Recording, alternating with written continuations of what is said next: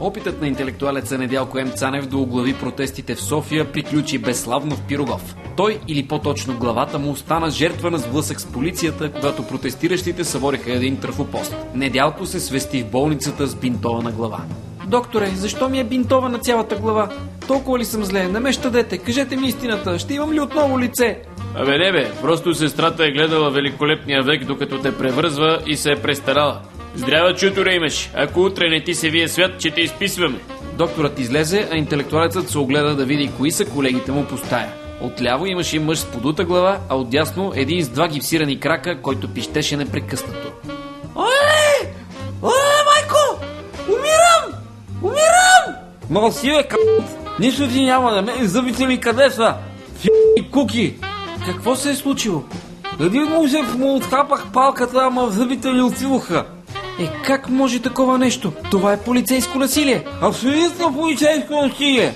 Добре, преди това му стюпих и каската с едно павете да не съм пазде. О, майко! Майко, умирам! Умирам! Ама чакай сега, ти си го предизвикал. Аз за какво съм там? Анархия! Ти си от тия маскираните провокатори. Защо не си покажеш лицето да те видят всички? Да бе, те кухите ме познават от стадиона, че ме поръбат още преди да съм ги доближил. Майко! Недялко мигновено скочи от леглото. Интелектуалецът не можеше повече да търпи тия двамата, при положение, че улицата се нуждаеше от него. Цанев взе на бегом разстоянието до НДК без да усеща болка, защото беше окрилен от мисията си. Трябваше да разобличи провокаторите. Недялко се приближи до група хора с знамена. Няма да се поддаваме на провокации, чувате ли ме? Протестът е граждански и мирен.